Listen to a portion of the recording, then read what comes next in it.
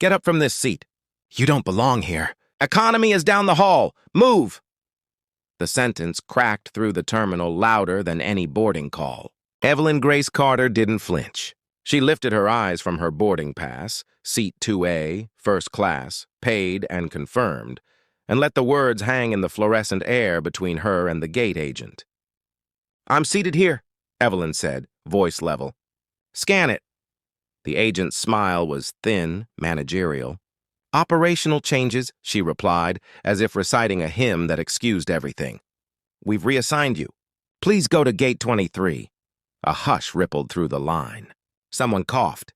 Someone else angled their phone up, pretending to read an email while sliding their camera into record. Evelyn noticed all of it, the way attention gathers the way iron finds a magnet. She was not yet the legend the business pages would one day write about, not the woman whose name moved markets. She was 38, sleeves crisp, blazer navy, hair pinned back, posture steady from the discipline of years spent training her body to hold its own weight. She had survived long nights inventorying warehouses and mornings presenting to executives who mispronounced her name while skimming her work. She had paid for this seat, but more than that, she had earned the right not to be moved like baggage. Ma'am, the agent said, a smile that wasn't a smile. Please don't hold up the line. Evelyn raised the boarding pass chest high so the lens that watched could see. Seat 2A, first class, paid in full. Scan the code.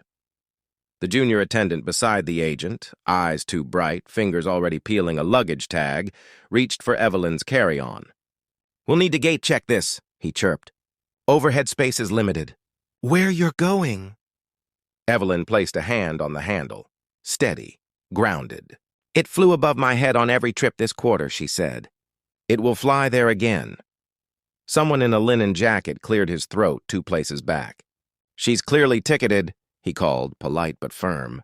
Scan it. The agent didn't look at the pass.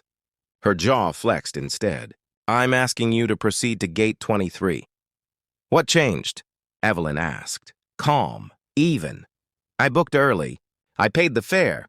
I followed your rules. What changed between the email you sent and the moment I arrived? A beat, then another. In that extra beat, the one that reveals motive, the agent's eyes cooled. Operational needs, she repeated, but the words no longer covered anything. They only pointed at what they tried to hide. Evelyn's phone buzzed once in her palm. She didn't check it. Timing, she knew, can be a blade. You unsheath it only when it will cut clean. She inhaled, slow, how her first karate instructor had taught her. Breath is ballast. May I speak with a supervisor? She said. I'll wait at the side, so I don't block boarding. No escalations on seat assignments, the agent replied. The smile returned, now a sharpened thing. Please, move! There is a particular humiliation in being told to stand somewhere else by someone who sees all of you and chooses to see less. The insult hovered in the space between what the agent said and what she meant. Evelyn had heard versions of it before. Spoken plainly in a factory break room, coded in an office hallway, whispered by a receptionist who asked her to wait while men who arrived after her were ushered in. It carried the same odor every time, a confidence that she would shrink. But shrinking had never been her discipline. Evelyn shifted her stance a hair's width, weight settling evenly over the floor's marble grid. The small movement steadied her like a root touching water. I will comply with safety, she said, voice soft enough that people leaned in. Not with disrespect. Phones lifted higher. The red light on one screen blinked to live. Comments would be scrolling already. Is this real? Who is she? Scan it. The terminal's soundtrack, rattling wheels, clipped announcements, overlapping languages, faded beneath a different music. Attention.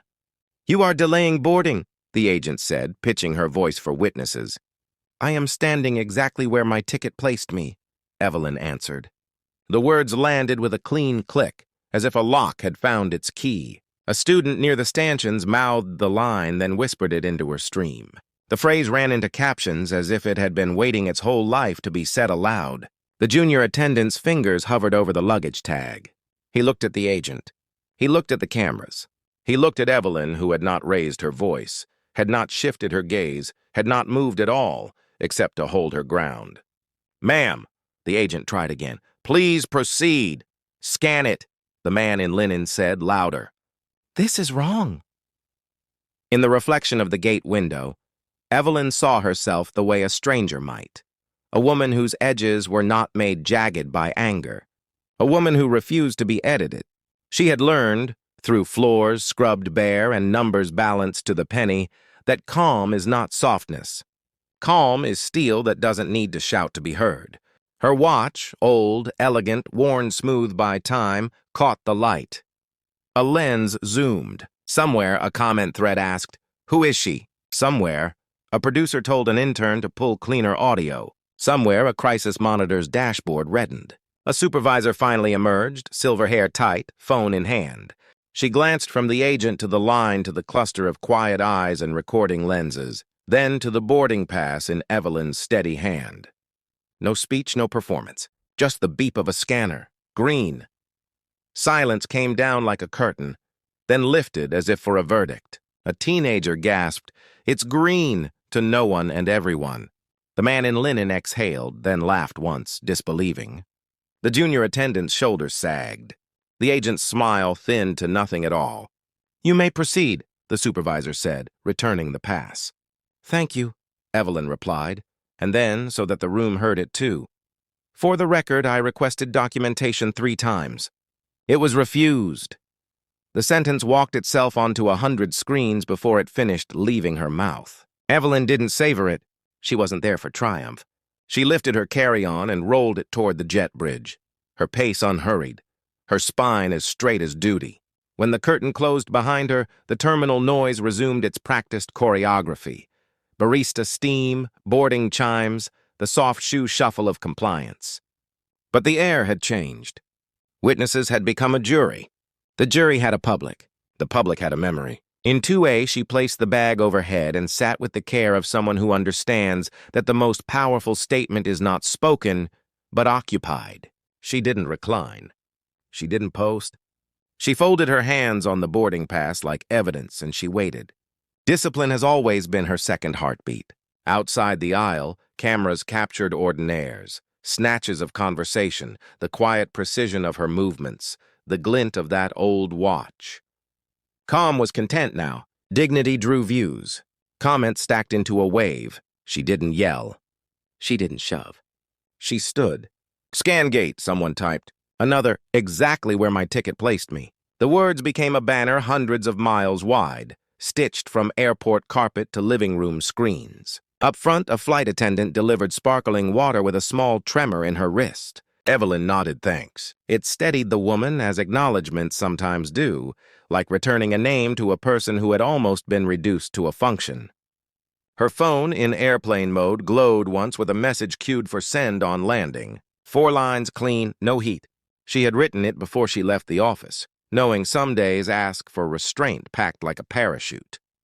By wheels down, the clip had found orbit. The numbers refreshed themselves into disbelief. Executives would be texting their comms teams. Investors would be messaging with the anxiety of people who finally saw what they'd been pricing wrong. Words like policy and reassignments and operational needs would be scrubbed with steel wool. The question, "Who is she?" would tilt the planet's axis 1 degree in the direction of consequence. On arrival, microphones clustered like magnets outside security. "Ma'am, what happened at C-17? Do you believe you were targeted? Are you planning legal action?" She could have spoken an essay. Instead, she gave them a sentence she'd earned with the patience of 1,000 indignities. "Respect is free," she said. "It costs nothing to give, and everything when it's withheld." The words slid into headlines as if they'd been waiting for a delivery address. Elsewhere, a junior analyst's dashboard bled red. A supervisor said, "Give it an hour. It'll pass." It didn't. The agent would have a name now. The line would have a label. The crowd would have a story it could hold in one palm and pass across a world. Strangers would argue about policy and prejudice, about tone and tactics, as if the debate could patch what the scanner's green had already proved.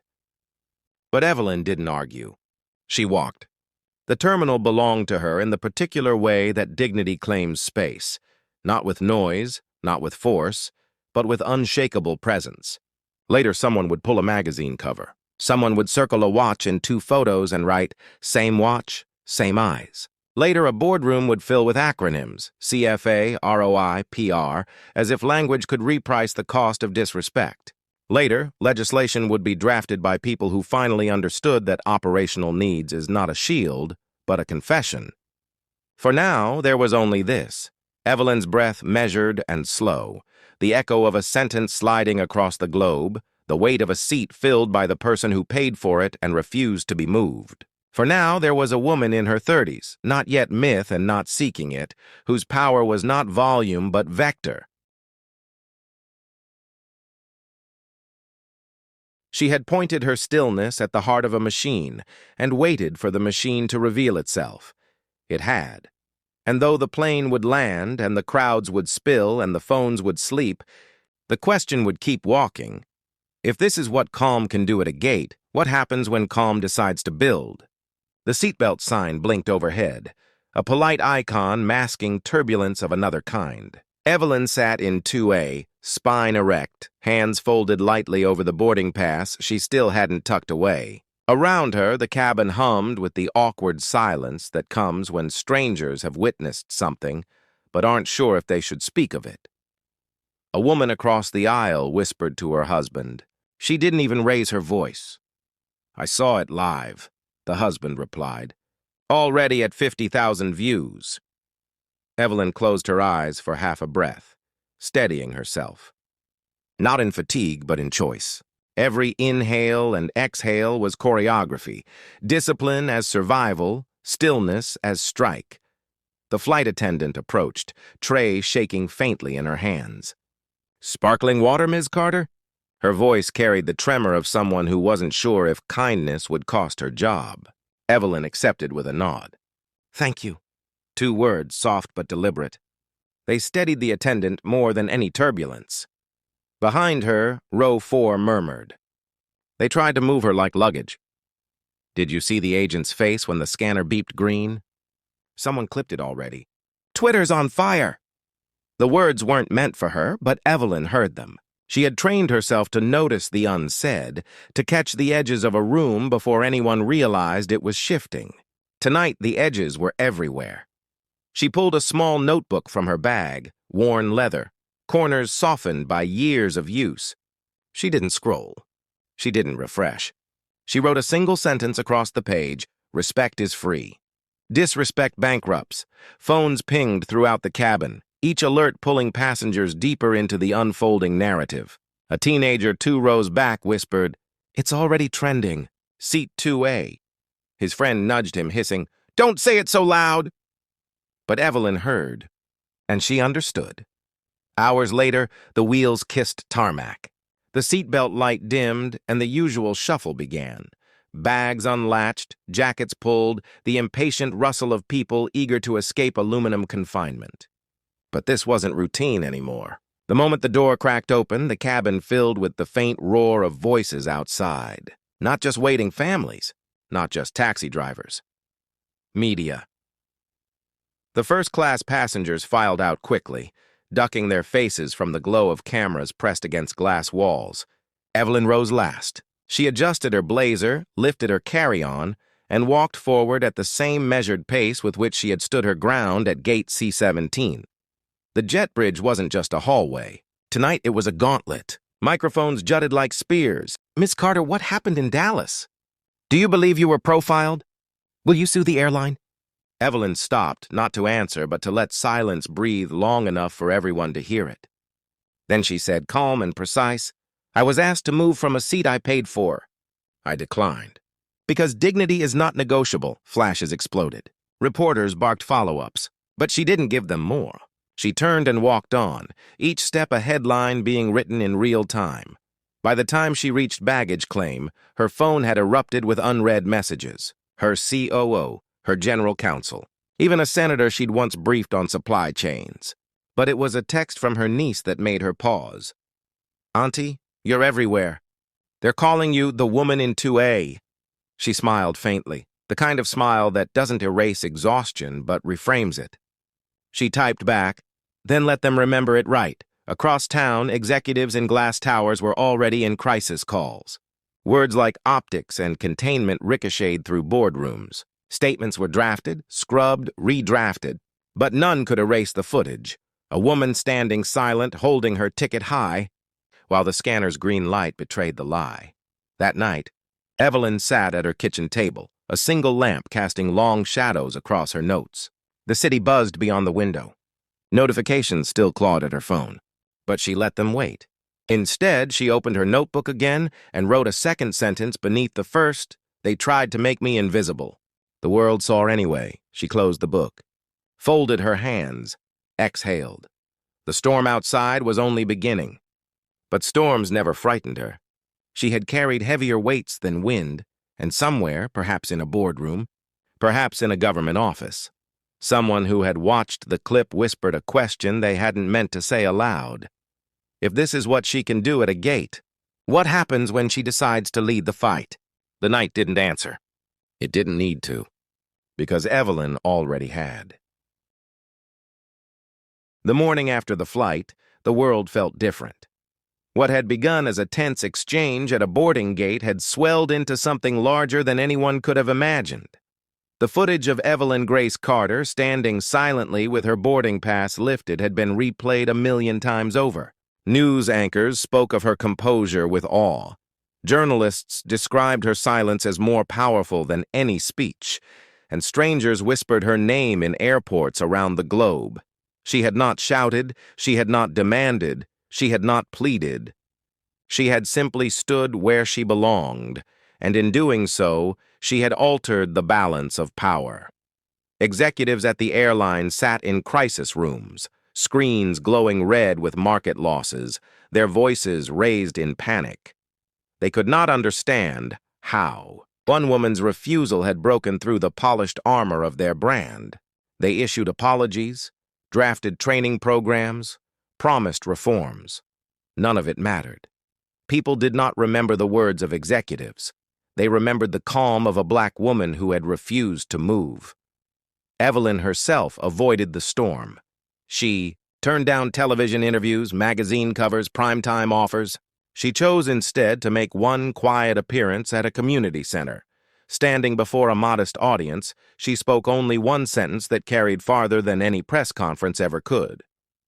"Respect is free," she said. "It costs nothing to give, and everything when it is withheld." Those words echoed across living rooms, boardrooms, classrooms, and churches until they seemed carved into the air itself. In the weeks that followed, the Carter Standard was born. It was no slogan, but a framework Evelyn personally helped design. It demanded that airlines publicly report seat reassignments, that managers be held accountable for decisions masked as operational needs, and that audits be conducted by independent bodies. Within months, regulators in Washington and Brussels had adopted versions of it into law. For the first time in the history of aviation, dignity was treated as infrastructure. Evelyn did not stop at policy. She established the Global Dignity Fund with $500 million of Aurora's profits. The fund retrained airline workers, displaced by scandals, paid for scholarships for young women of color entering aviation and logistics, and financed research into systemic bias in transport. At one training center in Detroit, cameras captured the moment a laid-off airline employee sat beside a young student, both learning new skills. With tears in his eyes, the man admitted, "I lost everything when the merger collapsed. Now I have a chance to start again." She didn't have to do this, but she did. That single clip traveled the world, not as outrage, but as proof of grace. Still, Evelyn refused to gloat. She never mentioned the names of those who had wronged her. When reporters asked about Natalie, Dalton, or Bryce Harmon, she shook her head and said quietly, "Dignity defended does not require spectacle." Yet rumors began to spread that she had quietly invited them into the fund's programs, not as leaders, not with authority, but as witnesses and learners. Many called her too soft, others called her visionary. Evelyn never clarified. She allowed the world to argue while she kept building. It was at the Global Summit on Dignity and Transport in Geneva that she revealed the full measure of her vision. Delegates from 100 nations filled a glass-walled hall. Cameras trained on the podium as she stepped onto the stage. She carried only a slim folder. There was no entourage, no theatrics, only her steady presence. She let silence stretch until it grew heavy, and then she spoke. "Justice clears the ground," she said, her voice low and steady. "But justice alone does not build. Justice punishes. Justice removes. Legacy is not built on vengeance. Legacy is built on repair." Her words sank into the stillness of the room. Then, to the astonishment of all, she opened her folder and laid 2 envelopes on the podium. "These are invitations," she said. "One for Natalie Dalton, one for Bryce Harmon. They will not return to positions of power. They will not escape accountability, but they will not be discarded. They will join the Global Dignity Fund as witnesses. They will teach from their failures. They will listen to those they once dismissed. They will walk with us into reform, not as villains, but as examples of how we rise after we fall." The cameras swung to the second row where Dalton and Harmon sat stiffly, their presence kept secret until that moment. Gasps rippled through the hall. Dalton's eyes glistened. Harmon's jaw was clenched tight, shame and stubbornness wrestling across his face. Evelyn did not look at them. She looked at the world.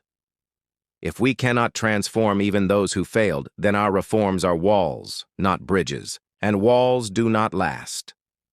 Bridges endure. The applause that rose was not thunderous but solemn, rising like a tide. Delegates stood one by one, their faces marked by tears, respect, disbelief. Across the world, millions watched in silence before. The clapping began in living rooms and offices, in schools and churches. Evelyn stepped away from the podium and spoke again, this time without notes. "When I was 19, I scrubbed floors in a house where no one ever spoke my name. When I was 25, I hauled crates until my hands bled, told every day I was replaceable. When I was 30, I sat in classrooms where professors looked past me as though I did not exist. I was invisible, I was disposable, I was underestimated. But I chose not vengeance. I chose persistence. That persistence carried me here. Now I am 63. I hold a seat at every table I was once denied. Power is not proven by how fiercely we defend our dignity. Power is proven by whether we can extend it, even to those who failed us. That is the Carter standard. That is what must outlive me." The hall erupted. Applause thundered now, echoing through glass walls and spilling out into the streets beyond. Delegates wept openly. Reporters scrambled to capture every word. Viewers around the world felt something shift, not just in aviation, not just in business, but in the definition of leadership itself. In the months that followed, Dalton and Harmon entered the fund's training programs. They sat in classrooms with young recruits, admitting their failures, describing the pressures and codes that had shaped their decisions. Clips of Dalton confessing, her bias, and Harmon speaking of systemic rot circulated online. They were not excuses but lessons, transformed into curriculum. Business schools called it restorative leadership. Governments cited it as cultural change. Activists, once skeptical, admitted that refusing to discard them had been the hardest and most radical act of all. Evelyn herself remained private. She continued her martial arts training, her body still disciplined, her spirit still anchored. In one rare interview, when asked if she forgave those who had wronged her, she shook her head. "Forgiveness is personal," she said. This was not forgiveness. This was responsibility, and responsibility belongs to all of us, even those who failed. At Aurora Global's annual meeting, shareholders stood to their feet, not in celebration of profits or dividends, but in recognition of principle. On the walls hung banners with her words, "Legacy is not built on vengeance. It is built on repair." Evelyn Carter's story had begun in a moment of humiliation at a gate. She had turned that moment into a structure that reshaped an entire industry. She had taken silence and transformed it into a standard, indignity into infrastructure, and insult into legacy. She had not only kept her seat, she had claimed a new one for millions. She had not only won, she had shown the world what winning truly meant. And when the world looked back on the woman in seat 2A, they did not see a passenger who had been told to move. They saw a leader who had taught them that dignity, once defended, could become the foundation for everything.